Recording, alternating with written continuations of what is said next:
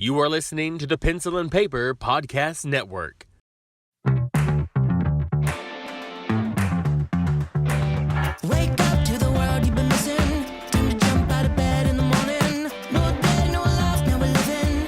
Can you feel it in the air that you're breathing? Time to show 'em what you're made of. Let's get back on track. Are you ready for a come on? Welcome back. Welcome back. Welcome back. Are you ready now? You're lifting off the ground. Welcome back.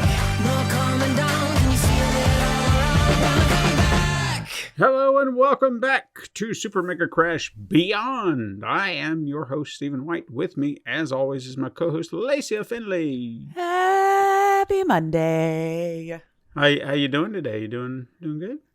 Yeah, not so bad. We've had some decent weather. Have you? Getting out of the house. It flip-flops, depending, I guess, on when we're listening to all of these things. It's like that time of year where it's like everyone's going to get sick because one day it's going to be 51. The next day it's going to drop back to 25. Then it'll go back up to 45 and rain all day. And then the next day it'll get to 20 and then everything freezes. And you're just like, I don't know how to leave the house. Yeah, it feels like it's been raining nonstop. And when it gets into these weeks where it just feels like it rains all the time. All the time. It's just disappointing. And I don't understand why the rain always seems to come on the weekends. Right. Rain like, during we the want week. to go play. Right. You know? Right. I don't know. Mother Nature's just been very cranky, She but we has. haven't treated her well. So I'm maybe lashing out is fine. We should allow it. Yeah, no, But, I get it. but still, yes. Can you just rain through the week so we can go outside? I didn't do it. Can I not be graded as a group? No. Yeah, please, for the Yeah. love of God. Right. But I would just do? like to have some nice days. I know it's Mhm. still technically winter, Mhm. but I don't So- know. I'm just tired of the gloom, the cold, the rain, the just nasty it's a weather. sucky time of year. Yeah. Yeah. And this is why most people have seasonal depression and things like that. It's just so, especially if you're in an area that's dark for a super long period of time. I know I hate it when we decide to fall back because Yeah. I know we've had this discussion about which would be better to leave it. I just feel like leaving it darker later feels great. But I understand some people are like, but I'd like daylight when I leave for work. Nobody's going to somebody's going to get pissed, whichever one, if they ever finally decide to stop the nonsense Yeah. with the time changes, which one would you pick?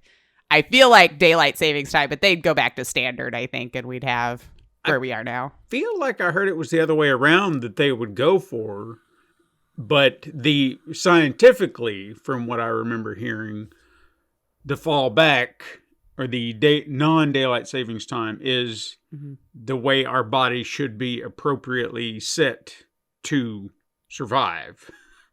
Like there was a whole reason for it, like having that extra hour throws off our rhythms and it causes health problems. I don't know. It makes me wonder what people back in the day before we had all of this stuff, how did we survive as a species? I tell you, you needed 3 rounded meals a day, 8 hours of sleep. You're supposed to be awake. But, back in the day where anybody paying attention to that shit, they were just survive, right?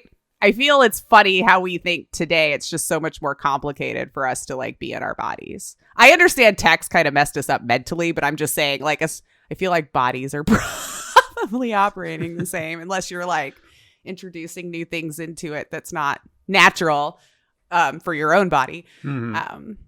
Yeah, I just find it funny. Yeah. How much we scientific things where I'm but we've slept for thousands of years. Why, No, I get it. I mean, Understand. again, even when I'm saying, I don't know if it's true. Right. I read this paper from scientists and it was okay, well, it makes sense, I guess. Sure. So, I mean, I believe our brains need to be off when it's dark and on when it's light. And that's probably the best I can come up with. Your brain's oh, daytime. And then when you go outside at night, oh, nighttime. So maybe your brain's time to sleep. Yeah. But if you're not productive at all through the day, I don't know if it's going to make any difference, That is true. I've read, be productive within the first 4 hours of the day. only our generation, like new generation of people would not have been productive in the first 4 hours of the day. If you think about it, like you had to farm, you had to knit clothes, you had to, I don't know. That makes sense.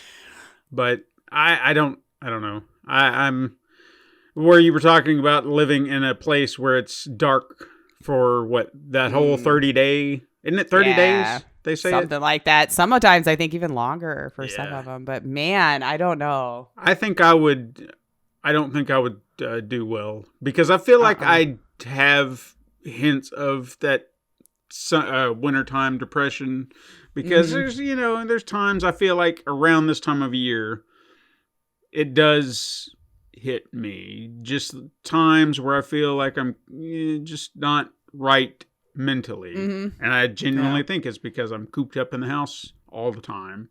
You don't want to go out. You don't want to get out in the cold. You don't want to get out in the rain. You feel like this is all you do. And while I do love my movies and my games and such, sometimes I feel like my body just needs to get outside and do stuff. And I like to try and do that. Yeah. Not inside the house all the time. Yeah. No, I feel you there. Yeah. Why do you think so much of us were effed up coming out of the pandemic? Yeah. Like being stuck in the house for 6 months or more. It's just like, that's why we're not all right. That hit me and I wasn't expecting it. I'm a very much loner, leave me the hell alone kind of individual. It took a few months before it finally hit me, but I was like, yeah, even I kind of want to not be in here anymore. Yeah. And it takes a lot for me to get to there. Like it really does. But anyway, that's not what we're talking about today. That's right. Today, I thought it would be fun since the last few weeks we've done TV shows and movies and stuff. I mean, that's like I said, we're just bouncing all over trying to figure out different things. It's winter. That's what we're doing, right? Yeah. Movies and games.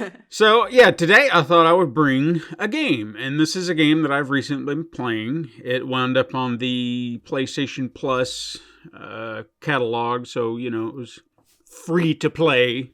Sure. Define that however you want.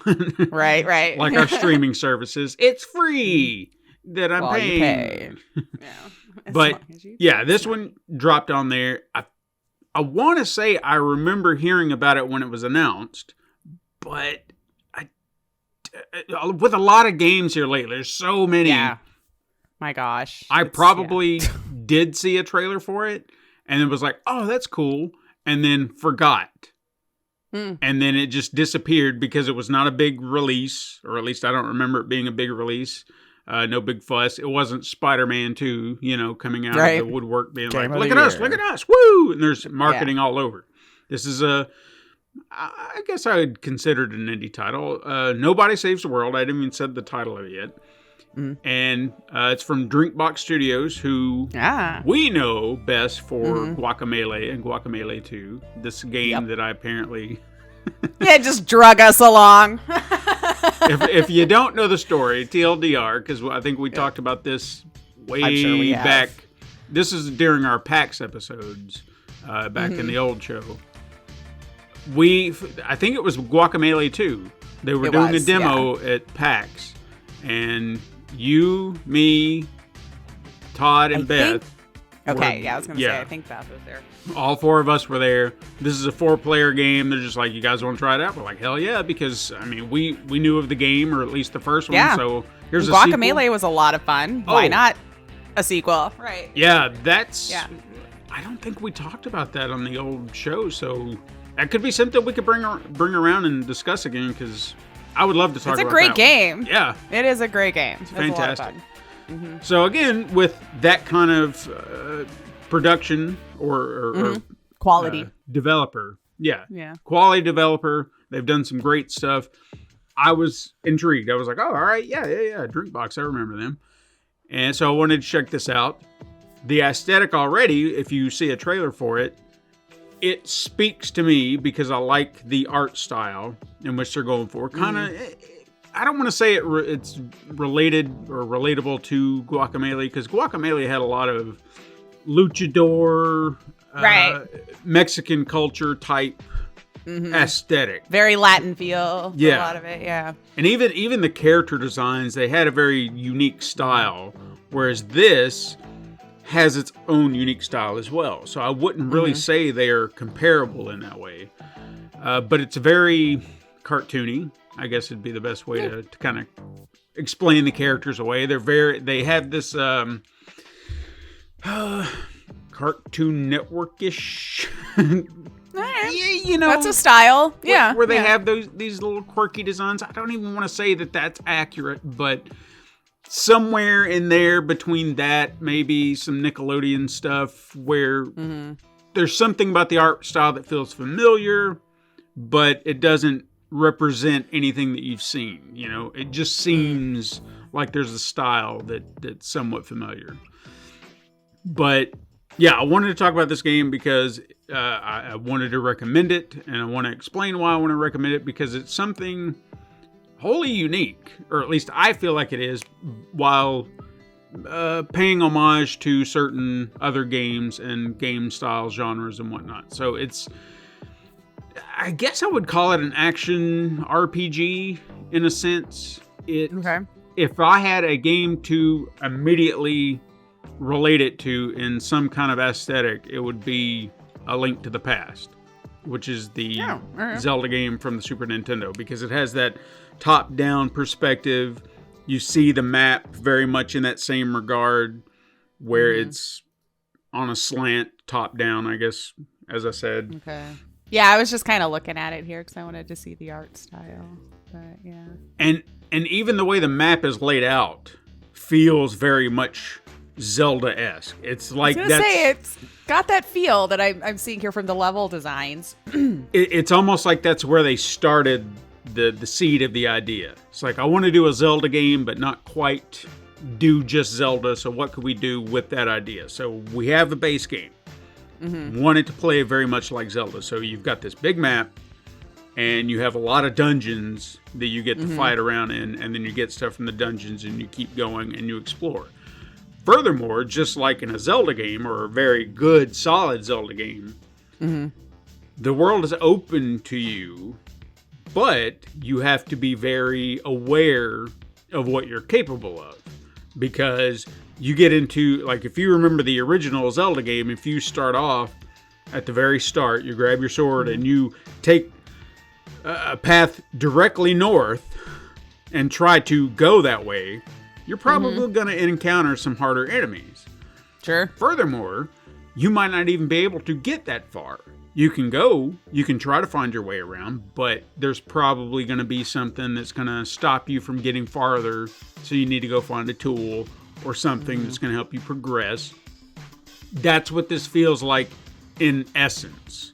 While you can traverse quite a bit of the map, and it doesn't say, well, you got to go here, you got to go there. You can go anywhere, but at some point you are going to be stuck, and you'll need an ability of sorts to kind of get around, and then you can unlock the paths, which then open up your map even further. So you don't always have to go around this big path.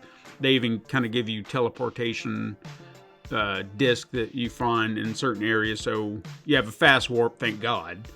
Because again, this is a very big map. The base premise of the game is that you are some guy, a nobody, as they refer to you as. You don't know who you are, what you're doing, what have you. You seem to have this understanding that maybe you were a wizard's apprentice or something of that nature. You start off locked up in this dungeon because apparently maybe you did something or someone's trying to keep you out of the way. So you don't know, so you're trying to figure out what's going on. But you are then imbued with a magic wand. Or you're given to it or found. I can't remember. It's been a while since I started the game. I'm trying to remember the story. But you have this magic wand, and you find out that the magic wand allows you to change form.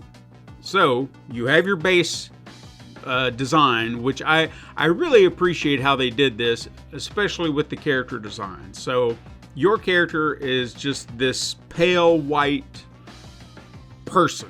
Just as plain as day, with black eyes, a little face, and that's it. And Yeah. even your attacks, I feel like they had a funny little name for it. It's just like a little slappy slap. So you just slap stuff, and even the way he does it, the animation is like, like he just looks like he's just like that when he's swatting stuff. Yep.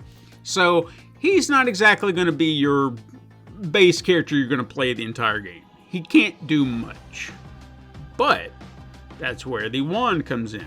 So you first unlock, I think your very first form you unlock is a rat or a mouse. So you are able to kind of sneak through this little hole in the wall because you're a mouse. And from there, you find your way out, and then you get out into the open world, and then you find out that there's some big fancy wizard I think it's Nostramagus is what they call him, but it's like Nostradamus. Sure. You know, you see the relatability and how they're doing the parallels. And he's like, there's a big calamity in the world. Again, try to think very much in the vein of Zelda or something like that. There's something happening, so they're calling it the calamity.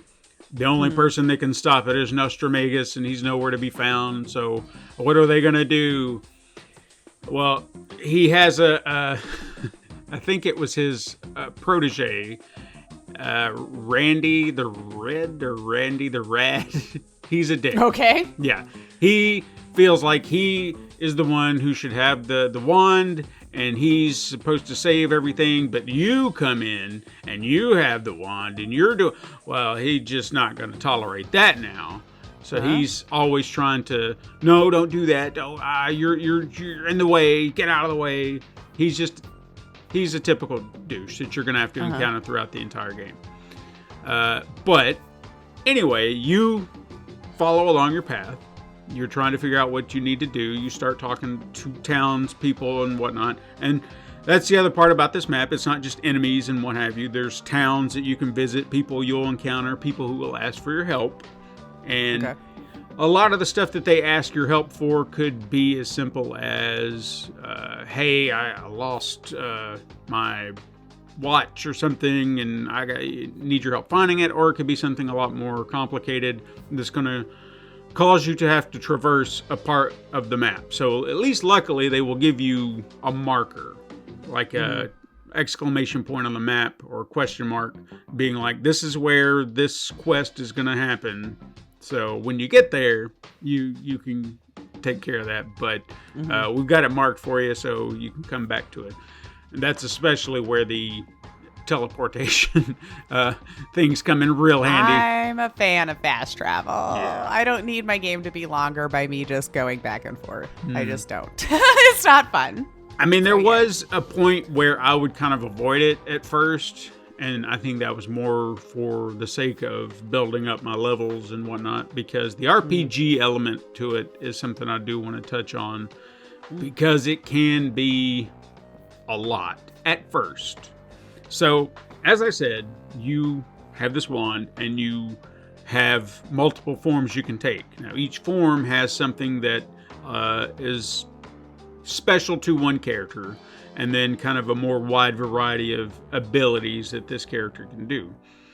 And I guess the best way to describe this idea, because I feel like it's playing on this idea, but not necessarily ripping it off or just saying, oh, no, it's just this. Kind of like job systems they do in certain role-playing games, where you have Final Fantasy Tactics, I think, is one. Maybe, I don't know. There's one Final Fantasy game where it's all about jobs. In fact, I remember Dave even talking about it. I think it was like 3 or 5 or whatever. I know I played it, but I can't remember which one it is. Could be both. Point being, think of each form that you take as a job class. So you start off as the mouse and or a rat. I guess it's a rat. We'll say it's a rat. A rat. Yeah, You a big rat. rodent. You know, that would make more sense. But anyway, you got a rat. Then you can unlock a knight. There's a ranger. You can be a turtle. You can be a zombie. You can be a mermaid. Trying to think of what else. You can be a ghost. Damn. You can be an egg. I'm still trying to figure out what the egg is. I was just going to ask, what purpose would that serve? At first, not much, but I feel like there's something coming because for all the jobs that I have for the egg thus far, you're trying to get it hatched. So you found these nests laying around the areas. You put the egg in the nest, a bird will come over and sit on it, and then it cracks, and then that's the end of that. So I haven't finished the egg yet, but I just need to, I feel like one more nest, and then I got it, and I'll see what this egg is. It could just be another egg. Probably. It's like a Russian nesting doll of eggs. I feel like there was some more that I'm forgetting. Doesn't matter. Anyway. So That's already still quite a lot, yeah, I think. A horse. Yeah. There you go. There was another one. A horse. Be Mr. Ed for a day. Yeah. So, like I said, each one is very unique in their own way. So the knight is very combat heavy. So it's kind of slow, kind of tankish, but I mean, he's got a sword. He can just, start walloping on enemies and what have you. Your archer, or I guess they call her a ranger, but it's an archer. It's, okay. Best way to put it. Ranger, archer. Yeah. Yeah. Faster, ranged attacks. Your turtle can swim like your mermaid can swim. Your horse runs fast, can do some heavy kicks. You have a bodybuilder. That was another one. He's oh boy, is he something to look at. Let me say that. He's just this big, ripped, His muscle man. And his attack is pretty much taking like some they're not dumbbells. They're the things with the push-up bar? Push-up bar, I guess, with the weights and everything. Oh, like a bench press? Yeah, I feel like there's a term for the tool, but maybe it's a bench press. Which way are you going? Up or this way? I thought you were going out this way. I think that's just the bench press, where you're like laying flat and you've got the bar and you're pushing away from yourself. Yeah, and should have a spotter so you don't die. Yeah, so he's got a bar. And that's his attack. He pretty much takes the bar and then chucks it at the enemies and then it pushes them backwards. Okay. So, anyway, I'm getting off topic. Like we do. Yeah, we do. But each one has some, like I said, some special ability in some way. So, you have your base ability that they have. Then, as you level them up, you get a new ability. And then you'll essentially have 4 by the time you're done. But then you have passive abilities that you can earn, which can be, like earning extra health items, earning mana, which is kind of like your magic, if you will. Mm-hmm. And then just various things like that. Earn like money magnets and what have you. Just various things. So you get all that stuff. And again, as you level up your base level, because you have levels for your forms, and then you have your base level, like whatever you're doing throughout the entire game. So as you build your base level, then you can start to adjust your abilities. So whether it be passive or your actual attack abilities. So you don't have to stick with those. In fact, they encourage you to change them around. So you can have like the rat's biting, it does like a poison attack, I think is what it is. So like he has a bite that causes like a poison. So you can take just an unhealthy rat. Very, very unhealthy rat. Yeah. So you can then take that passive ability of adding poison and then give it to maybe like the ranger. So when they attack, they too can inflict poison. And there are even other things. You can have like a stun ability. I think there was slow and... zombie. You're infected. Oh, yeah. I wasn't sure how the zombie would actually play, but... Yeah, like what kind of attacks would a zombie have? Well, they make it very interesting, and I do appreciate how they played around with certain aesthetics with this. So the zombie specifically is always dying because it's a zombie. Sure. So when you equip the zombie, you have to pay very close attention because your health will be dropping as you play as the zombie. However, every time you attack, you get health back. So if you're like within a large group of enemies, zombie is actually a pretty good option unless you are like really, really overwhelmed. But you can just keep swiping and you're always getting health. So you're staying alive. Again, not going to be a flawless idea or concept, but it's come in handy for me. Okay. Furthermore, you can infect enemies which then in turn, when you kill them, they will then come back as zombies and fight with you. So you can create like an army of zombies following you. Oh, shit. Yeah. And obviously they can die just the same, but still, if you're playing your cards right, bite, bite, bite, bite, kill, kill, kill, kill, you can have like a big army of zombies following you and attacking all the other enemies. Nice. So okay. it can be pretty So quick. you're like recruiting. So way. power in numbers. Yeah. Okay. Similarly, there's a magician character. That was another one that I forgot. And the magician can pull rabbits out of his hat. They too become enemies. And then eventually, if you're lucky, you can pull out a big white tiger. And then that one also becomes one of your familiars that you can use to help combat. That also kind of comes in handy. I mean, you use your strategy properly with a lot of these characters, and you can pull off some pretty interesting stuff. Very much like Guacamelee, where you had these abilities that they would give you, and you knew that if you used it just right, you could achieve the impossible. Yeah. And it just took some time and practice. To figure out which ones Yeah. and all that. Yeah. Like, what are you going to do? How are you going to do this? So very much in that vein, I feel like that's the concept here. They're giving you a wealth of options on how to play and how to play even your own way. Like, I wouldn't even say unless they force your hand, which even in saying that, I don't feel like they're forcing you to do anything specific. Like, you can still make your adjustments and do it however you want. But like I said, with the enemy characters and all their abilities, sometimes you have enemies that have wards on them. So you have 4 wards, which is like impact attacks, like strong hits, ranged attacks, dark attacks, and light attacks. Each one of your characters has a version of these attacks. So if you have a character that you think is your favorite, so to speak, you can layer them up with one of each attack, and you don't have to swap anything. So if you encounter these enemies with these wards, and you had a character with all 4 wards equipped, bada bing, bada boom. All right. If it works for you, if that's how you want to play, there you go. Go for it. Yeah. But how the RPG element kind of comes into play, and how you would even kind of progress this is where they kind of force your hand to swap characters.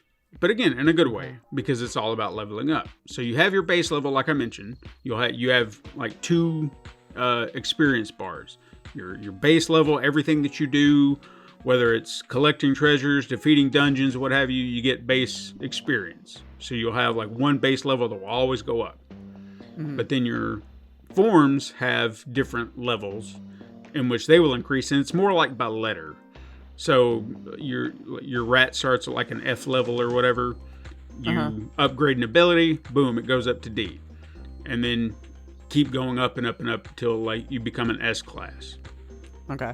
So with those, your abilities, whatever that character learns, you can then level those up and they become stronger or more efficient, whatever it may be. So to level up your forms, you have to do certain tasks that they will ask you to do. Some seem very simple. Some can be a little bit more complicated. So for example, say it tells you as the rat to poison 20 enemies. Go around, bite 20 enemies until they're poisoned, boom, done. You've done that.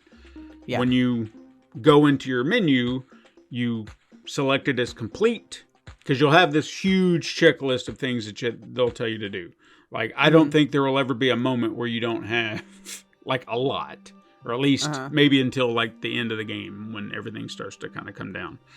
But right now I feel like I've got 2 pages worth of stuff that I need to do, and it's not just mission stuff, it's stuff like this, leveling up your characters. So when you complete that will then raise their experience bar for that form. And once that bar is completed, then you'll raise a level up to like a B or an A or whatever. And then again, that raises the level for your abilities that you can then upgrade, because you get these experience coins, I guess that's the best way to call them. They don't really give them, or if they did, I didn't catch it. But they're like these little blue medallions with an arrow on them, and you collect them, and that's what you use to upgrade your abilities. Oh, okay. Okay. No, it's just like stuff you collect, or can you just earn them from quests? Well, that was actually something I was curious about at first, because you'll earn them, like every time you level up, you'll earn some. Every time you level up a form, you'll earn some. Okay. If you defeat dungeons, you'll get some. But I've even collected some through regular fights. So if you pay close attention while you're fighting, you'll see money flying everywhere. Sometimes you'll see food items flying everywhere. And then on occasion, and I haven't quite figured that out yet. I don't know if there's like specific enemies that drop them, like bigger, harder enemies that will drop them, or if there is something else that maybe I do or what have you. But yeah, on occasion, sometimes. Or just random. Yeah, or it's just random. So on occasion, sometimes I'll see the blue medallion, and that'll be, there you go. So, and they're always like, that's one thing I make damn sure to do. Money and those experience coins, don't waste a moment collecting that stuff. Get all you can, because money is another thing that you will need a lot of. And I always feel like I don't have enough. Too close to life. Yeah, very, very much. Never enough. Need more. So within the game, you have merchants that are not shopkeepers. Like like in a Zelda game or something like that, you have like a shop or something within a town, and then you go to that shop, and then it's where you shop. Within this game, you essentially have these merchants that you'll find scattered pretty much everywhere. And they typically hang out within towns, or you'll see them like right outside of a dungeon. So they're always kind of right there. And the shopkeepers, they have a plethora of things that you'll want to buy. But again, you're going to be limited on your funds early on. I am right now, and I'm trying, and I made a plan on what I wanted to do. And I was like, all right, so here's the plan. I'm going to earn my money, and I'm going to focus on one thing at first, and then once I get all that bought, then I can focus on the other stuff. So what the shopkeeper typically has are new abilities for your characters. Now, these aren't the attack abilities like you see, like they earn. The actual forms will actually earn on their own as you level them up. These are more passive abilities. So there's like one that cuts down how much health you're taking or you take. Another will give you more mana if you have it equipped. I think there was even one that will make your character move faster. So if you've got a slower character, you can equip this and be like, the character cannot move any slower than this amount of speed. Because certain characters are faster, like the horse would be your fastest character.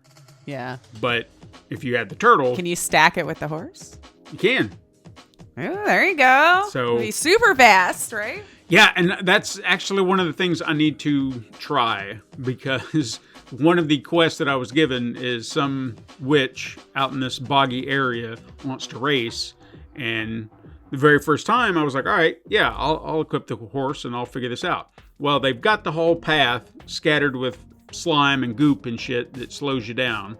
So I had to be very aware of what I was doing, because I lost the first time. And I was like, okay, I see what you're doing. You screwed me over. And then her ass is doing shortcuts, Oh, of course, they're allowed to cheat. Yeah, so I was like, all right, I see you cheating bastard. All right. So I won the first one, but then now they want a rematch. And I tried the rematch, and of course that was wholly unfair. Aw. Yeah, like there was no, I couldn't even figure out how I was going to win this, because like their ass is like half a screen past me now, and how am I supposed to win this? Is it supposed to be winnable? It's supposed to be. Okay. I didn't know if it was just like they'll troll you by allowing you to do it over and over again, but in reality, there's no way to beat it. And then when you X out of it, they'll be like, here's the story and why you lost. And I would think that's hilarious, honestly, if they did that. Without just like not telling you, but just let you keep going as long as you want till you rage quit. And then you see the story progress and you're like, son of a... All right. Well, speaking of rage quitting, which I haven't done, but... Okay, well, good. I've been close. And it was mainly because of very much like Guacamelee. I love the game, okay? Yeah. But there would be those moments where like, son of a bitch. Like, you just know gotta what you set it need down. to do. Yeah. And you know it can be done. But for some reason, your brain's just not doing it. Not telling your fingers to hit it at the right time. Yeah. Right. So, one of the things that this game has going for it as far as a story thing, and it comes in handy just for some nice side mission stuff and some good levels and what have you, is you will come across these guilds, if you will. First one you'll come across is like a Knights Guild. And they're just like, hey, you know, if you want to join our guild, we'll start you off as like a peon or something like that. That'll be your rank. But then, you know, you can raise up to, you know, being like a real knight or whatever. But you have to pass trials. So you have to go talk to everybody in this little group. And each one of them have a trial for you. Some seem fairly simple. It's like, hey, I got this thing. I'm going up to this cave. Could you help me try to figure out what's going on here? Others of them. One in particular, okay? Here's one I didn't quit, but I was getting frustrated with. And I did finish. Was you go into this cave, and the knight's like, hey, there's a big jewel in here we're trying to get out, but it's very, very sensitive. So what I need you to do is I need you to go in there and wipe out all the enemies. But for whatever you do, for God's sakes, do not break the jewel. Oh, no. And you're like, okay, fair. So I get in there, and I go to one side away from the jewel. And then the first enemy that I find is right smack dab on the other side of the jewel and rushes straight through it and breaks it. And I was like, son of a bitch. Okay, so I can't do that. So now you're having to figure out, you've got to stay away from it, keep them from running into it while you're trying to defeat the enemies in this small little room. Awesome. Yeah. So tricky, but doable. Sure. The other one that I'm having trouble with right now, and I've had to at least 2 or 3 times just stop and just be like, I gotta walk away because I'm gonna get mad. And I don't want to get mad, but I'm getting there. I know this look on me, and it is rising up. Yep. So what it is one of these knights wants you to come to this archery range, and they want you to hit all the targets. So first one, you know, targets coming through, trying to figure out the pattern, how it's going. I was like, all right, cool. Now the archer has a super move, I guess you'd say, like charge up your arrow shot and it'll go a good distance. So comes in handy, especially if you can line up the targets, you know, because they're going left to right, what have you, that whole bullshit. And so if you line up your shot just right, arrow cut right through them, boom, you got all 4 or 5 targets or whatever. So that kind of becomes your strategy at first. You're trying to figure out, well, how can I best line this up? How can I get the most bang for my buck as I'm shooting all these targets? Easy peasy once you figure it out. Great. Sure. Second one I wasn't prepared for because they didn't tell me they were going to throw this on me. They're like, all right, well, you got to hit all the rest of these. And I was like, great.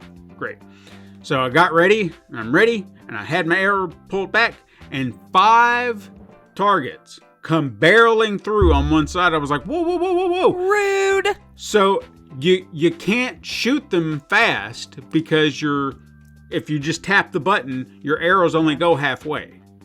Sure, you got to make the full drawback, and all right. But you can't draw back fast enough to hit all 5. So I'm like, how the fuck am I supposed to hit all these when they're going by? So with what? This is where I had to think. I was like, okay, well, what can I do? Well, start looking through your slowdown. Start looking through your inventory, and some of your other characters may have something to help. Like the slug. That's another one. The slug has an ability called Blob Lob. And it's just like this big hunk of blob. Yeah, goop. Yeah. That you can just throw, and it just like this big splat. Oh, okay. And it can reach. So I was like, aha, I got you. Okay. So I started off with the Blob Lob.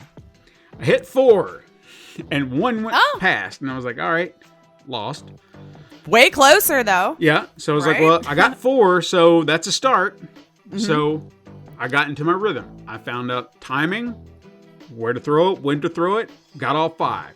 Then here comes some more. And I'm like, pa-pow, pa-pow. And they cut them down, so it wasn't just the big 5. So I was like, all right, I got this.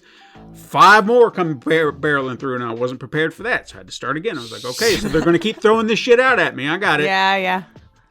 Try it again.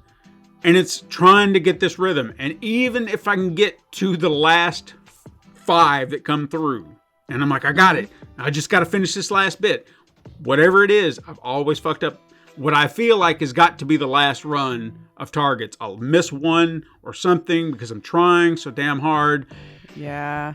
Wow, that's not forgiving, huh? No. All the targets. No. All right. So that's the kind of challenges we're talking about, like in Guacamelee. You see it's doable. You know you can do it, but for some reason you just keep making the tiny little mistake. You juked right when I should have juked left. Damn it. Start all over. Yeah. So I've been dealing with that, and I still haven't done it, and I want to because I feel like that's the last thing I have to do with the knights, and I'll be done with their guild. Like I will have achieved high knight status or whatever it may be, but I just keep fighting it. I'm frustrated. You know what, though? I found sometimes once I've stepped away from a thing, like the next day or the day after, sometimes I'll get it like first try. My brain just needed to step away. It just needed to think about other things for a while. And that's genuinely what I did one of the last times. I was just like, you know what?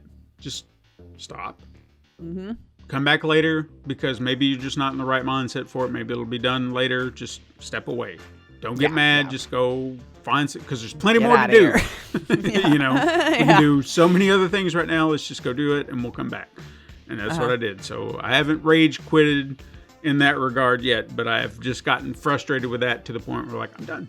I'm just going to walk outside of this. Set this down. Yeah, go touch some grass. I'm leaving. Yeah.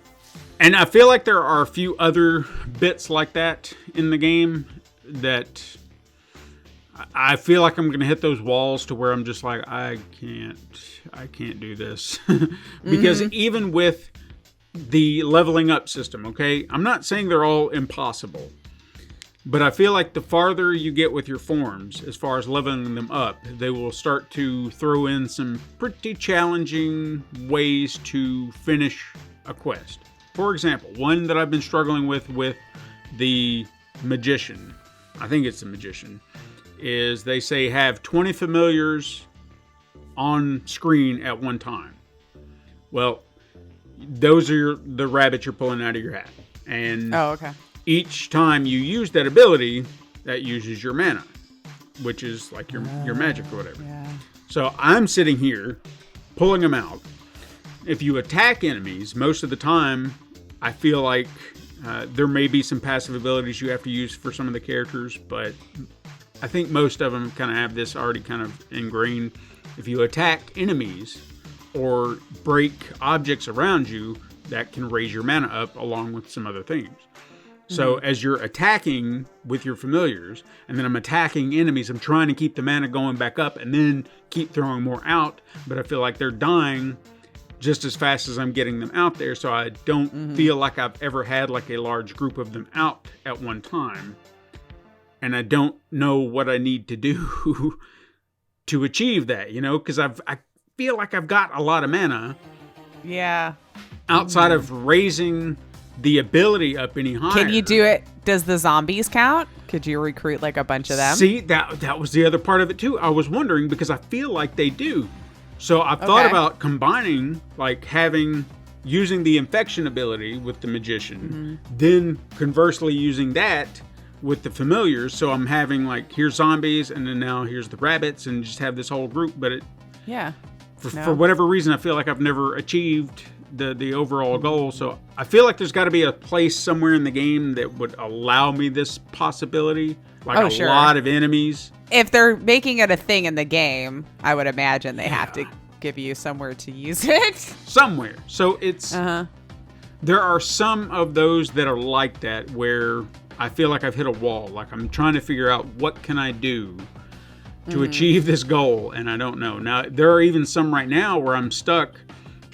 And I don't want to say I'm stuck in the sense like I'll never be able to figure it out, but I cannot progress with a character's level because I don't have an ability in which they're asking me to use.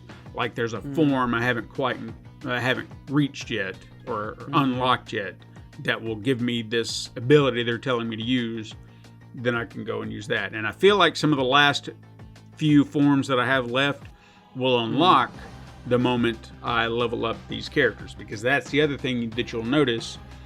With rare exception, a lot of your forms are unlocked as you level up your characters or your other forms. So it's almost like a little map, a little bridge, and then it all kind of comes to a head at the top, which I feel like I know where that form's at. Yeah. But that's going to be another one of those that's going to frustrate me. Gonna take a minute, yeah. Well, because there's this thing, you run into this carny, and he looks like, what the hell's the name of that character that, McDonald's, the Moon, Mac Tonight, wasn't it?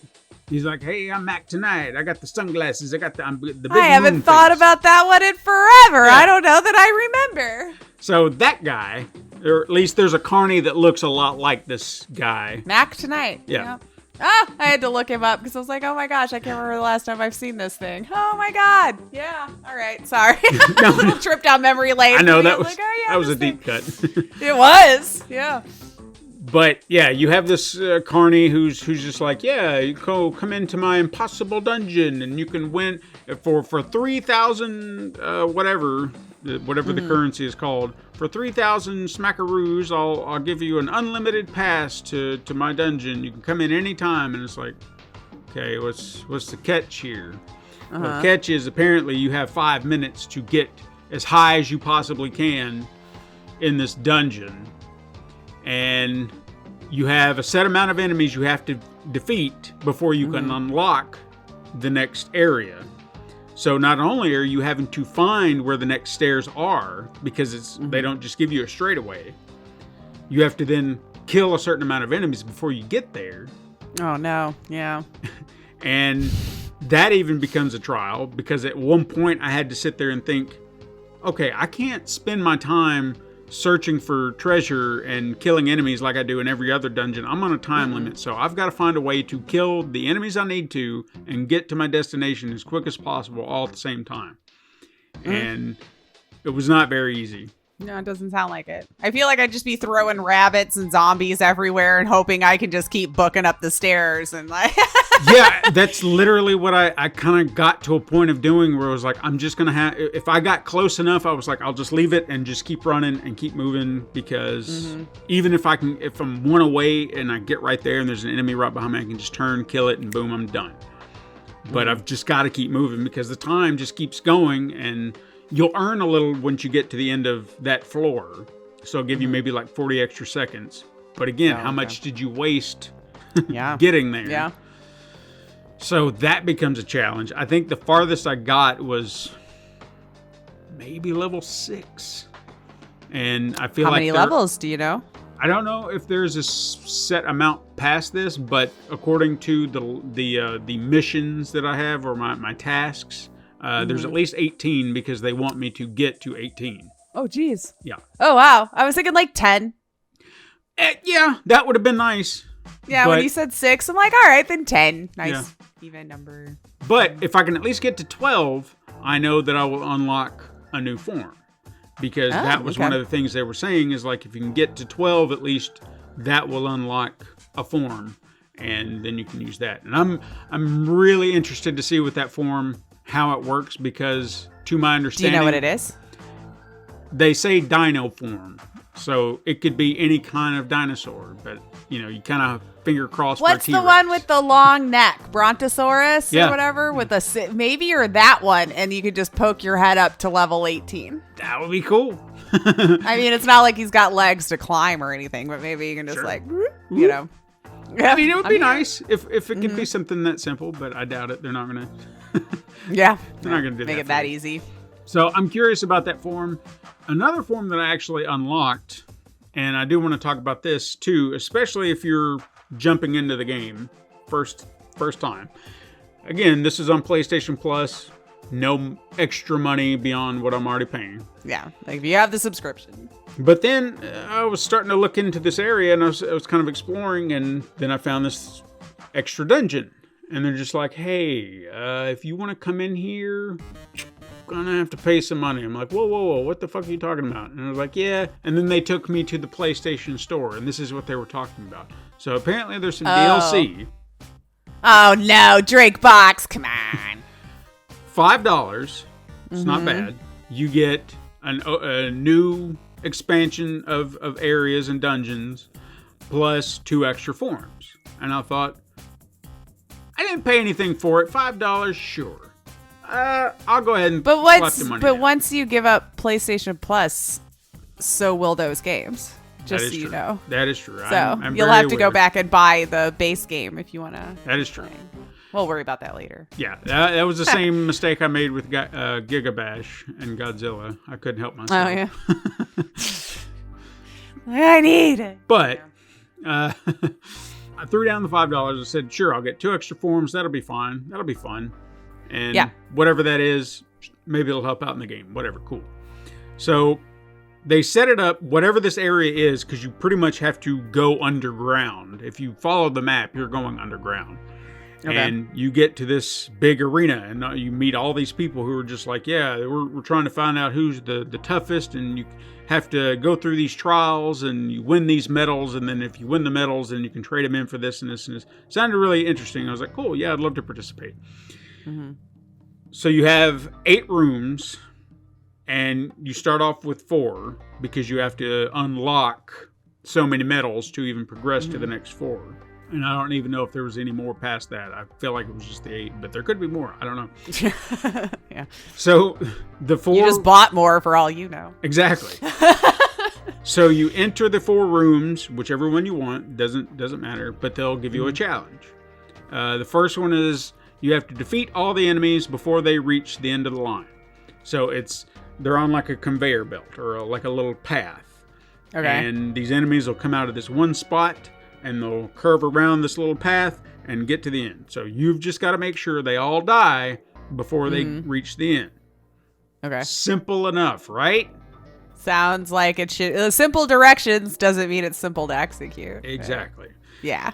So what happens is not only do they throw enemies at you at an alarming pace, but some will have wards on. So if you don't have the right ability equipped, then you're going to have that problem. So even if you thought you had a solution to one, they'll throw in a different ward, and then that will throw you off, and then you have to swap. And you could switch your forms anytime, right? Yes. It doesn't have to be like at the beginning of the thing. Yeah, now that's one thing I didn't even talk about. There is kind of a quick switch form. So you hold a button, it'll bring up a little menu. You have a lot of forms, as I have kind of mentioned. Mm-hmm. The wheel that they give you seems to really sit with the ones that you've been using recently the most. So whatever you feel like you've been swapping to the most, that will kind of be in the wheel. If you need a different form that's not in the wheel, you can open up your menu and swap to it. And sometimes, I don't know if there's a way to do this or not. I haven't quite found a way. I thought it was automatic, but here lately I've noticed it hasn't quite been doing this.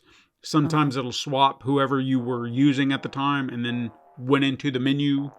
So say if you were just nobody, if you were just the main guy and he was at the bottom where he typically sits, and then you needed the horse and he's nowhere to be found in your wheel. Open up your menu, go to the horse, swap.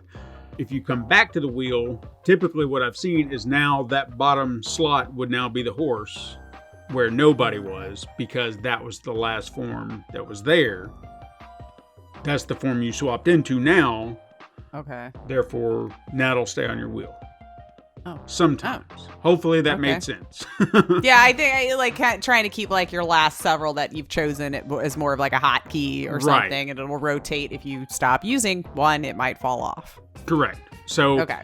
But can you add it back, or do you have to change into it to add it back? It seems like you have to kind of add it back by changing into it through the main menu. Okay. That's how it seems to work for me. If there is a way to actually add it to the wheel, I haven't figured it out. Like, I don't remember that tutorial. Gotcha. But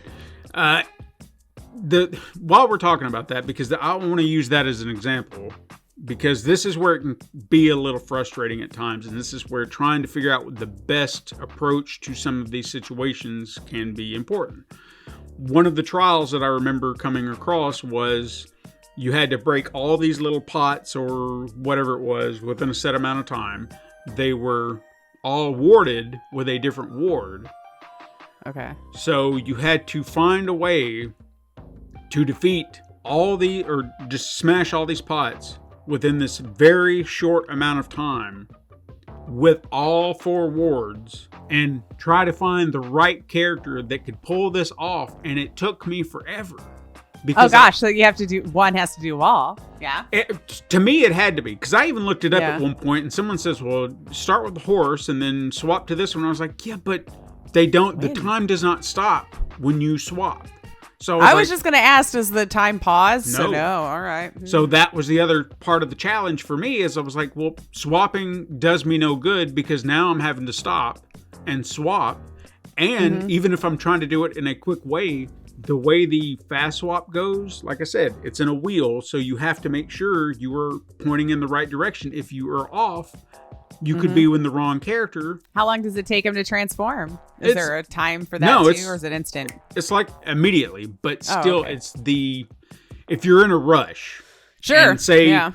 if your character is in the 1 o'clock position, 2 o'clock position, and you don't aim for that, up, down, left, right, that's one thing, but the corners, Yeah. that's where it gets tricky. Got to be and so picky. Yeah. if you don't have it just so, and this is why I feel like it would have been nice if you could arrange your characters so you know exactly where they are. Yeah. Again, maybe I missed that tutorial. I just don't remember that.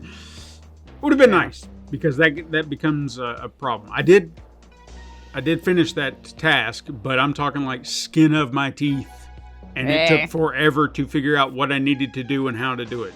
And I didn't swap to the fucking horse. Good for you. Because it just didn't make any sense to me. I was like, why am I going to swap to the horse? Because they were saying, well, the horse has kind of a gallop, I think is what they call it. So it runs twice as fast. So I was like, okay, well, if I can just use gallop with another character that's also fast, wouldn't that just make more sense? So I don't have to swap off the fucking horse? Yeah. Because I'm already here. And it just makes more sense to me in that regard. So, Hey, if it worked, what more than one way to skin a horse, as they say. Wah, yeah. wah. But with the DLC called Frozen Hearth, I don't think I brought that up or mentioned the name of it. That's what they call it. Going back to the path mission, trying to figure out how to do that. That one I actually succeeded in at least getting a medal or 2, but it wasn't perfect because at some point you just get so overwhelmed with the amount of enemies, and you're trying your damnedest to kill an enemy, and then one will slide by you, and then you're chasing that one, but then everything else is still coming up behind it. And I was like, my God, I don't know how I'm going to do this. And I get to the next one, says, don't stay in the dark. I was like, okay. And I'm looking around, and there are just certain areas that are lit up. And in no time flat, I was dead. And I was like, what happened? All because I got into the dark? So I didn't know how to deal with that. Got a flashlight? Well, yeah, that was one of the things. It was like, is there a character that has light or something that I don't know? Right. What's going on here? So I kept going through these trials, checking them out, seeing what they needed. I think another one was like break 50 jars within 45 seconds to even get a gold. Or no, that was even just to get a bronze. Oh, geez. Yeah. Do you need like 100 to gold it? 'Cause I'm like 50, 75, 100. It was, I feel. no, I think it was it was still just the 50, but if you wanted a gold, it had to be like within 30 seconds. I think that's right. Oh, so just quicker at Yeah. getting them all. Okay. But here's the thing. It's a very wide open space. And then they throw... they make you swap forms eventually because you have to crawl through a space as the rat to get where you need to go. And while it may seem like, sure, we can just stick with the rat the whole time, the horse kind of makes more sense because it's faster. But at the same time, you're trying to run with the rat, but then you're going to have to still switch to the rat. So what do you do? It's just chaos. It's a lot of strategy involved. Yeah. Still haven't figured that one out. So I think I got the bronze. Barely. Just barely. But once I started doing these trials here, I really started to instantly regret paying that $5. decision? Because I was like, God damn it, I did this to myself. I just paid $5 to play something I can't even defeat. Now, Yet. keep in mind, I will say this. Keep in mind, I had not been playing very long. Therefore, my levels and everything, I don't feel like I was properly equipped for the task they were giving me at that time. Maybe people had beaten the game first before they got the DLC, or in their head. Right. And I think Yeah. that was kind of the idea, is that for me, if I'm going to have DLC, especially with characters that are new, then I want to be able to use them within the base game. You know, if you're giving me, like the Spider-Man stuff that they're going to probably be doing in part 2, where they said, hey, we're going to have DLC coming soon, and we're going to give you some more costumes. It's like, that's fantastic, but can I have more game to go with those costumes? Because I've already beat the game, and I'm not going to play the costume. Sure, I could New Game Plus it, I understand, but maybe I don't feel like playing that again right now. Yeah, costumes and stuff I feel can't be after you beat the game kind of thing. For certain kinds of games, all right? Like, if there's really no ending or a lot of replay value, sure. But yeah, I don't know with those. Well, you'd have to tell me. I don't feel like, unless you're super into the story or whatever, to play it again, you know. I would say or just to swing around, I could do that. Sure, yeah, no. With Spider-Man, I'm 100% done with that, so you're going to have to give me some actual story DLC. I would love to play it again, sure, but not right now.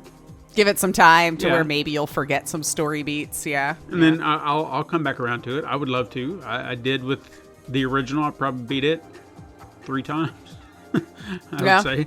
So there's no doubt I'll come back to it. I got other things I want to play right now.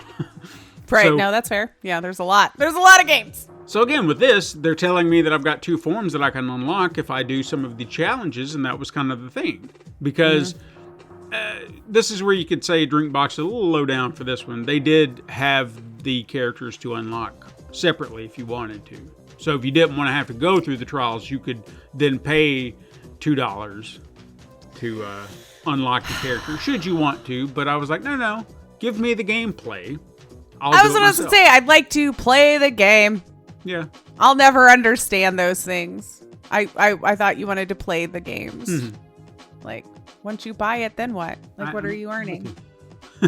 I'm 100% with you. Anyway, yeah. So, I bought it for the extra content. That's what I was thinking. And then I get 2 extra characters on top of that. And I thought, well, if I'm doing this now, and I'm here now, then I want to unlock the characters now, so that I can use them as I'm playing the regular game. Yeah. So, makes sense. Again, didn't quite work out the way I was hoping. So I left. I came back later once I had leveled up some of my characters and their abilities and tried again, because I think when I got down there, I didn't quite have as many forms as I do now. So when I came back, I was like, okay, well, I have extra forms. I have extra abilities. I think I could play around with this and change it up and find a way to make this work in my favor. And sure enough, I was able to do some of the challenges. Didn't quite ace them all, but I was able to at least get a bronze medal or something. Got a lot farther than I did the last time. Yeah. So I was like, all right, that's fair. And I think there was even one that I actually pulled off a gold, but I can't remember what it was.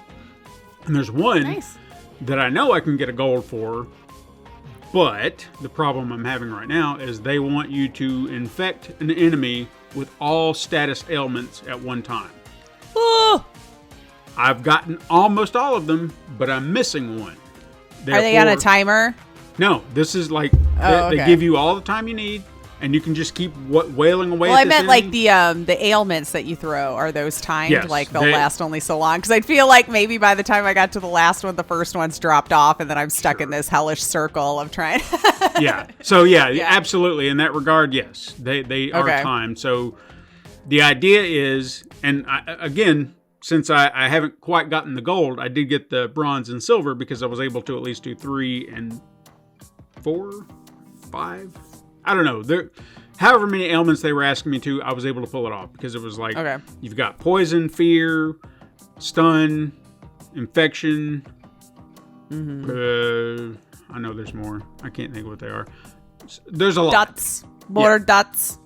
So whatever it was, I was able to get at least all but one, and that's only because I don't have the final one to infect or Okay. status. So you still have to play a little bit more to get the final status. Yeah, whatever character that call I'm it a supposed dot. to unlock.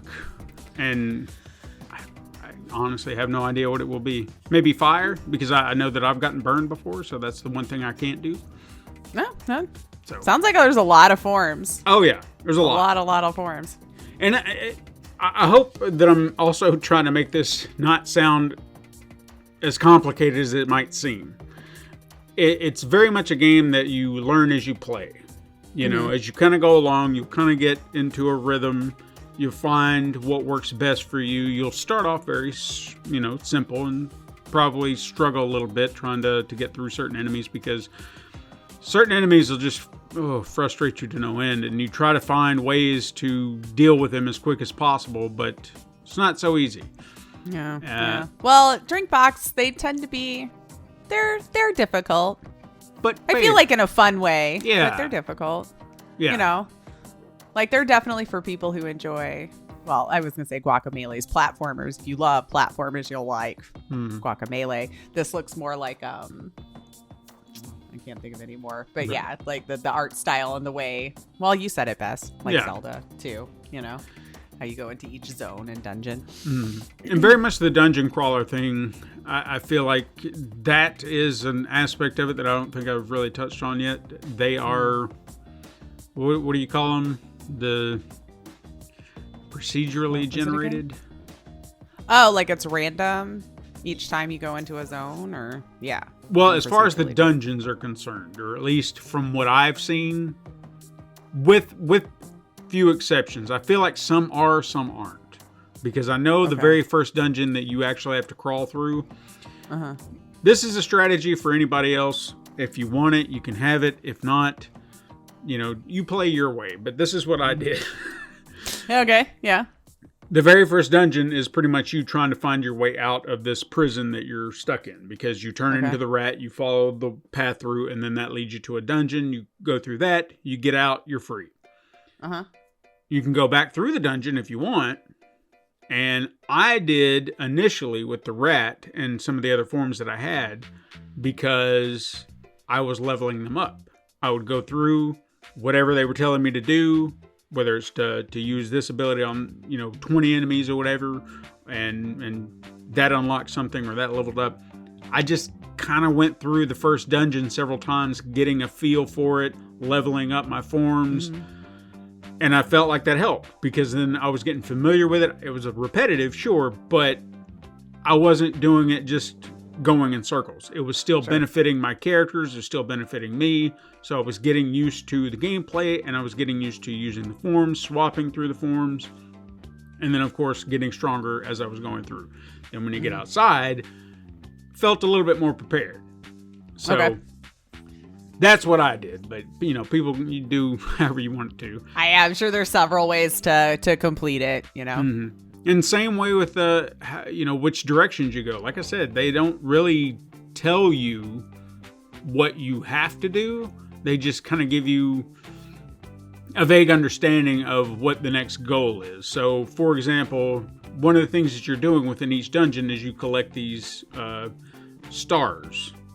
They look like star rods, kind of like your wand or whatever, but they call them something else. I don't remember what they are. But you'll collect tons of these, and then they are then in turn used to unlock the main dungeons. Because you have a lot of small dungeons that you can find throughout. They're not all marked on your map. You can buy stuff. I didn't even talk about the merchant. Or I didn't go deep into the merchant. God damn it. I bounced all over the place. I'll come back to him. So you can buy stuff from the merchant. He'll say, like, I'll mark a spot on your map if you want to know where the dungeon, like a hidden dungeon's at. But I feel that's not a necessity because if you're like me and you're going to explore, once you come into contact or you're kind of within the area of the dungeon, it pops up as a thing to do. So it'll pop up on your list as like, hey, you got to defeat this dungeon. And then you'll see it on your map. So it's not like you have to get it marked. You just have to be willing to wander. Right. Like explore. Yeah. Exactly. If you're not going to do that. Yeah. And I just don't see why you wouldn't do that. You know? Yeah. I mean, yeah. You got all this world But you could be around. like me too, and you just get so directionally challenged and turned around where you're like, you know what? Sure. Just tell me which way I need to go, because I feel like I've turned a different direction each time and I'm still here. Yeah. And I feel like that even with the way the game plays out, they still kind of point you in the direction of places you need to go. But okay. the dungeons he's marking are the side dungeons. So if you're looking for extra content or a place to do whatever, sure. And even those dungeons can sometimes have a quirk to them. For example, one of the first demi dungeons I came across, it had a level cap, and then it also said that every thing within the dungeon will deal maximum damage, like the 9999. Okay? That's the enemies, but that's also you. So you can kill them just as easily as they can kill you. So this kind of becomes a Hotline Miami situation. You've got to be good about what you're doing, and you can ace this. And I even looked at trying to figure out strategies based on other people's work and how they did it. And that's basically what they said. It's like you're just going to have to, try your luck and try not to get hit. That's about the best you can do. He said, but if you can get to the boss, I mean, it's a one-hit kill. As long as you get the first hit in. Sure, yeah, you got to be the one to hit. Yeah. So just be aware. I mean, it's doable. You just have to be very cautious about what you're doing. So I was like, okay. It's like walk in the door and just throw something. Ah! But I even thought about that. Yeah, like the familiars and the zombies. I mean, hell, Christ, you stay back and let them handle everything? Why not? I mean, I feel like that would be the smartest move, but I haven't attempted it in that way yet. I did. If it's even. Yeah, I walked in for a minute and I was like, all right, let's try this out. And then I went boom and died, and I was like, well, that was fun. Okay, I'm going back outside. Yeah. So I'll eventually get around to it, but yeah. So you'll have those. You have others that there are certain wards that the enemies will have. Like they will tell you, it's like your enemies in this dungeon will have this ward and that ward that you'll have to contend with. Some you have no health items to pick up, so you have to be very careful. However, this is where I'll talk about the egg being a bonus. The egg has an ability that's kind of like putting an egg under a sunlight. Kind of like farmers do or whatever if you're trying to hatch some chicks. So that's an ability to help you heal. The egg is the only one that has this ability, but then you can add that to other people, and then they can then in turn heal. So that's how I defeated that dungeon, is I had that ability set and ready to go, so I could just use my mana to raise my health back up, and then voila. So I didn't need the health items, but they are helpful. They do come in handy, but sure, I have a way to counter that if I need to. But yeah, you'll encounter stuff like that, and then when you get into some of the bigger dungeons, like the main dungeons, they will actually stop you from leveling your character up, which is a little frustrating, but again, I kind of get it, because this is supposed to be the main thing, so you can prepare before you get here. Oh, okay. You know what I mean? So figure it out before you get here. Once you're here, you are who you are. Well, you can still swap your character, you just cannot level them up. Okay. So if you went in thinking that you're going to be, all right, well, I'm going to take care of this one and this one and this one, and that'll take care of that. That's going to ding me level, whatever. Yeah. Like, nope. No, they cut that off the moment you walk in. So at least you know what your big dungeons are. Sure. But you have plenty to deal with. You don't have to do them. That's the other part of this game. I probably played 20 hours or more, and I've heard that this is not a 20-hour game.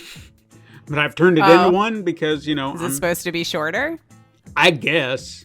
I mean, a lot of things, it was like, this is an 18-hour game, tops. And I was like, okay, well. Was that story, or is it like how long to beat, where they're like side quests can be this? And I would say story. If you're focused solely on the story, but I just don't feel like it's as fun that way. Now, granted, I could lose complete interest in this game by the time I get to the end because there's not going to be anything else to do but the story, but that's also kind of how I do games. I like to finish everything up before I go. Yeah. And there's still a lot of side quests that I can't figure out yet because I don't think I have an ability or something to finish it with. Mm-hmm. So I'll eventually get there. The shopkeeper that I never finished talking about, that son of a bitch. Like I said, he has a bunch of passive abilities you can buy. He also has, and I do like this. It's almost like he has stock of certain items. So you can level up your stats. So he has a strength booster, a defense booster, magic boost, and then a magic defense boost. Okay. You have 15 of these that you can buy from this shopkeeper. And each time you buy one, the price goes up. So this is what I was trying to do as I played the game, is I was like, okay, I'll focus on buying one of each so the price continually goes up each time. So one of this, one of this, one of this, one of this. So by the time I'm done, there will be one left for each once I get to that final price. Okay. But my stats will always continually be going up to balance that out. You know, so I'm not just focused on just being super strong or just being super, agile. Yeah. Whatever it may be. So I was trying to level all that out, balance it out.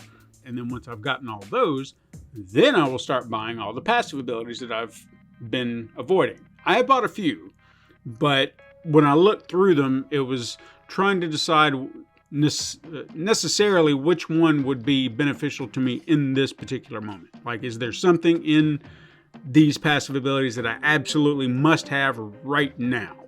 Mm-hmm. And like the speed one, for example, that was one I actually did because I thought, well, maybe certain characters could benefit with this. Maybe it could work.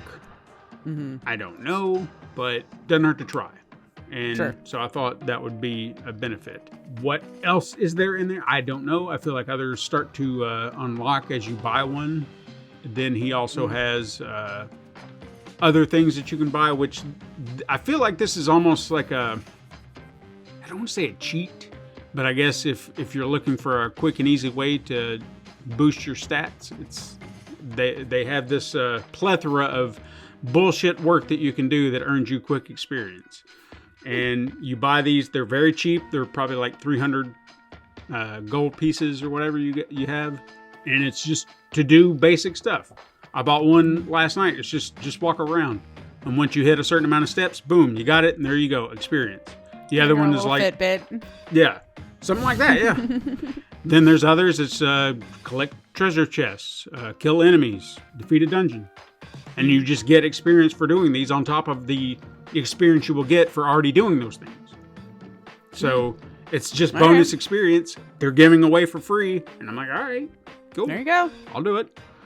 So there are ways to level up. There are ways to get strong. But everything in the areas, I will say this, for the most part, from what I've seen, everything will kind of level up around you. Almost. Oh, so to keep everything kind of the same level? Almost. There are times I have encountered certain enemies, and this threw me way off guard. As I think I just recently leveled up and wandered through this one area that I'd been coming through, and every enemy took off in the other direction, running away from me. I'm like, whoa, this is new.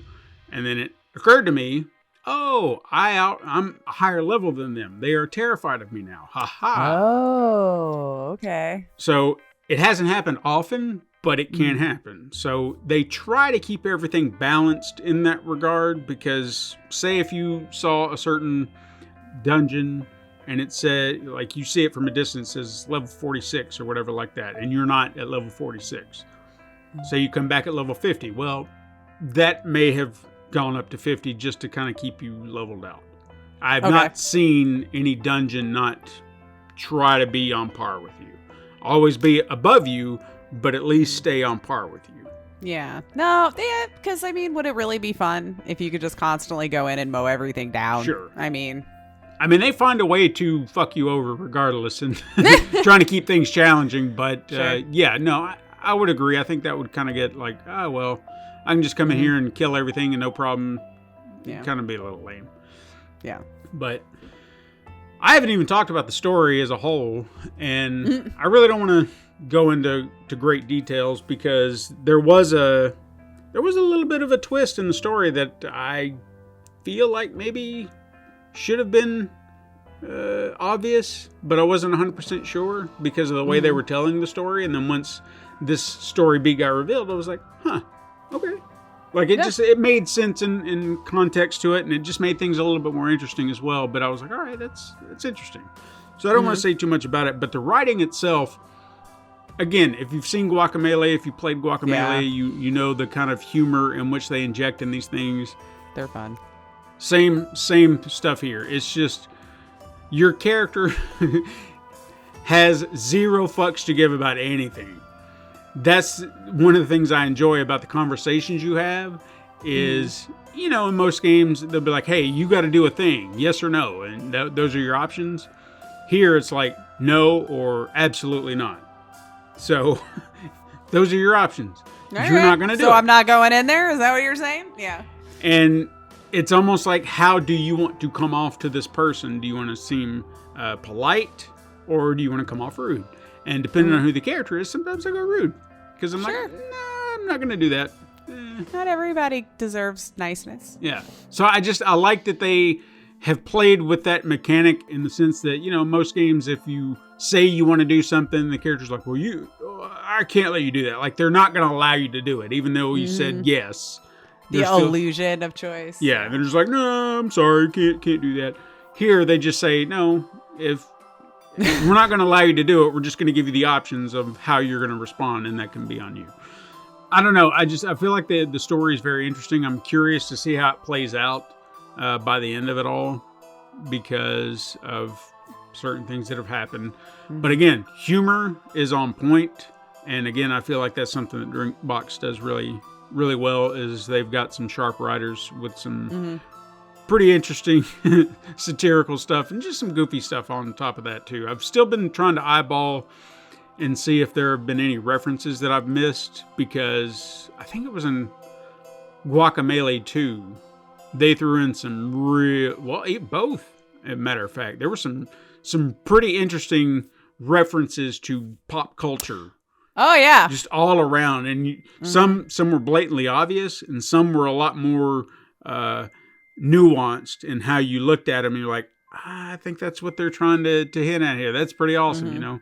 So I haven't seen that here, but that doesn't mean it's not there. And maybe I haven't noticed. Sure. But or we're not as in tune with pop culture anymore. That could definitely be. I feel like that's me, where I'm just like, I just don't even know what's super popular. And I've also been kind of keeping my eyes open for anything that would be Guacamelee related, like them kind of doing a nod or a wink back to that and just saying like, you know, you remember that game, don't you? Huh? If not, you should go play that now. Yeah. And one last thing I want to talk about, because I thought I should have mentioned this when I was talking about the design aesthetic. And it was something I didn't quite pick up on initially. But then it occurred to me, I was like, oh shit, I see what they're doing now, like what it's supposed to be. If you take a look at all the forms, you might not see it at first, but the forms in which you take actually kind of reflect you and who you are in a way, mainly in the face. Because your character, like I said, he's a goofy looking little fella. He's just a plain stick man for all intents and purposes. Yeah, he's got two big black eyes, a little mouth, and some ears, weirdly enough. I know it. I gotta hear. I know I say it's weird, but it kind of is. You know, he's just so plain, and the ears just kind of literally just a body. They stand out. Yeah, like the little. There's like a little design puppet or whatever that I've seen that's just him, and then the kids can draw on it and what have you. And okay, I can't remember what the hell they're called. Hopefully, you know what I'm talking about, or somebody knows. Goddamn, somebody out there. I know one of my kids had one at one time, and it was just like this little white doll that looked like him, and you could just dress it up and color on it and wash it off if you want, and then back to it. Start over, yeah. But yeah, so like I said, the big black eyes specifically is what I want to focus on, because if you take a look at each character, they have that as their defining feature. No matter what they look like, the black eyes stay, and I feel like that's to reflect him, because none of the other characters in the game have that look. Okay. So you get the sense that it's still you because it's all in the eyes. See what I'm saying? Yeah. So pretty clever little design choice to take on different forms, but still have a defining feature that is still inherently him. And I thought that was a pretty interesting design choice. Nice and fun. Yeah. Yeah. Excellent. But, yeah, I really want to just recommend it. If it sounds like something that might be, it's not as complicated as I made it sound. I was just trying to make sure that I had all the details intact. So you understood that it's not just trying to be Zelda or anything like that. There's so much more to it.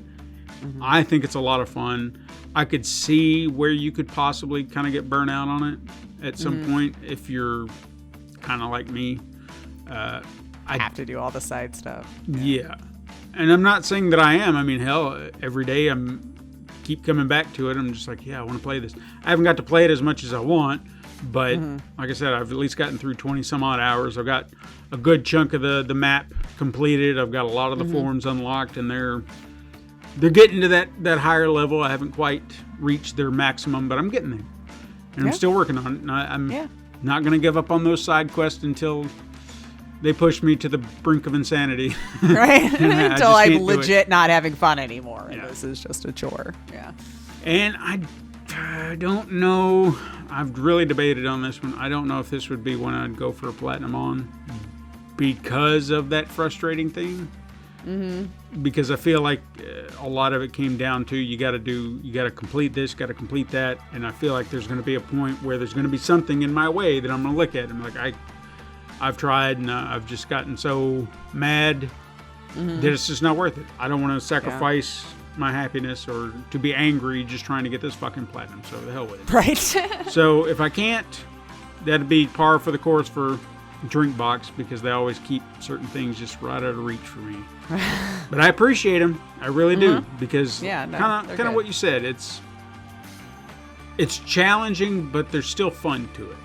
Yeah. You know, they don't make it brutally hard to the point where it's just like the hell with this game. It's a lot of the fun too is like they make it to the point where you can figure it out, and I feel like that's a rewarding thing as a gamer when like that's why I kind of think having the internet and all this kind of stuff is not good anymore for gaming because like as soon as you mess something up once or twice, your instinct is to go look it up. We're not discovering these things on our own anymore. Yeah. But, you know, it can be done. Sure. Just give it time and try to work it out on your own, you know. Yeah. And then if you're like still on the same thing 10 years later, then you're like, you know what? I just want to get past this part. Then fine, look it up. You know? Right. I mean, it's just one of those games that I can appreciate the idea of being difficult but still being fun at the same time. Like these are the type of difficult games that I look for because I don't want to be frustrated. I want to know that I can overcome whatever is in front of me. It's just going to take a minute. I have to strategize. I have to think on it, and I'll get there. And I know I will.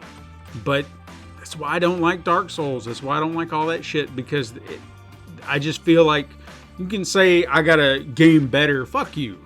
Okay? God damn it. We grew up in the Nintendo era of all these fucking hard games. Did all of you jerks grow up in an era if you didn't beat it, you just didn't beat it? Yeah. And, you know, you might have had a cheat code or if you you're had lucky. Or if you had $10 to call the hotline for 99 cents a minute, you know, to get a hint or whatever. But yeah, true gamer, my ass.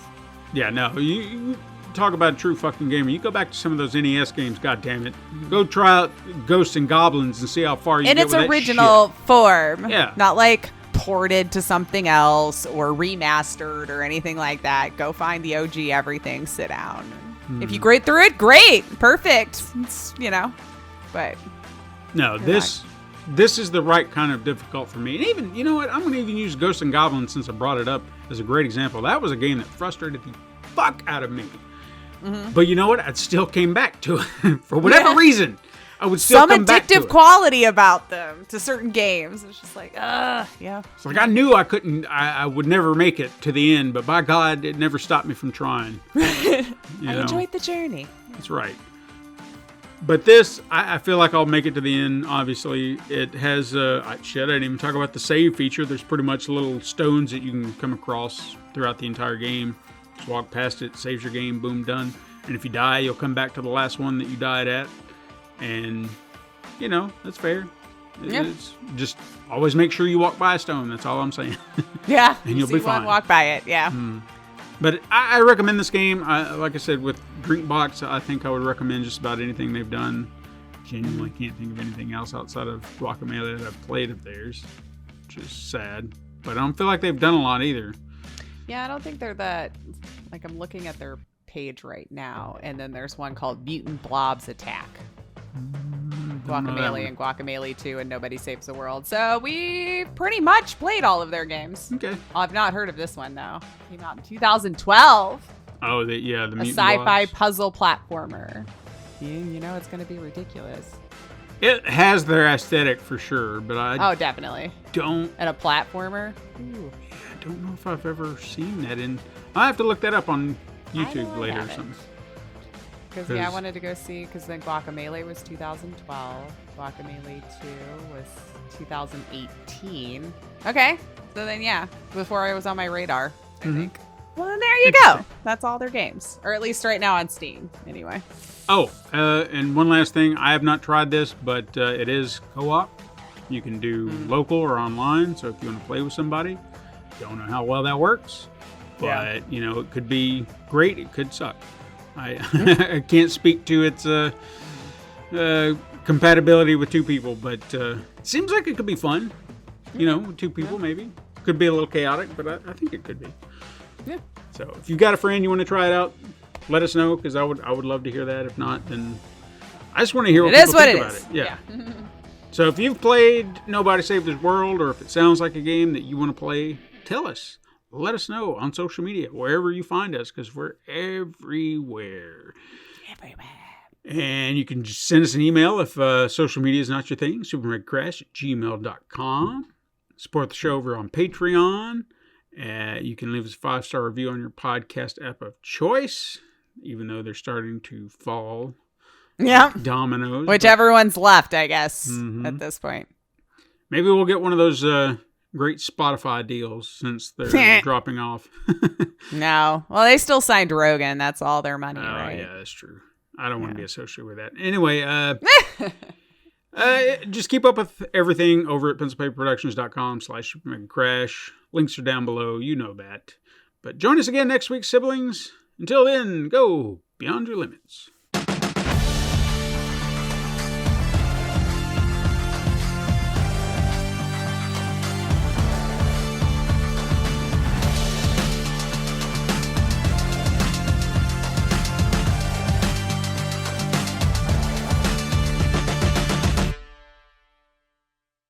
This has been a Pencil and Paper Podcast Network production.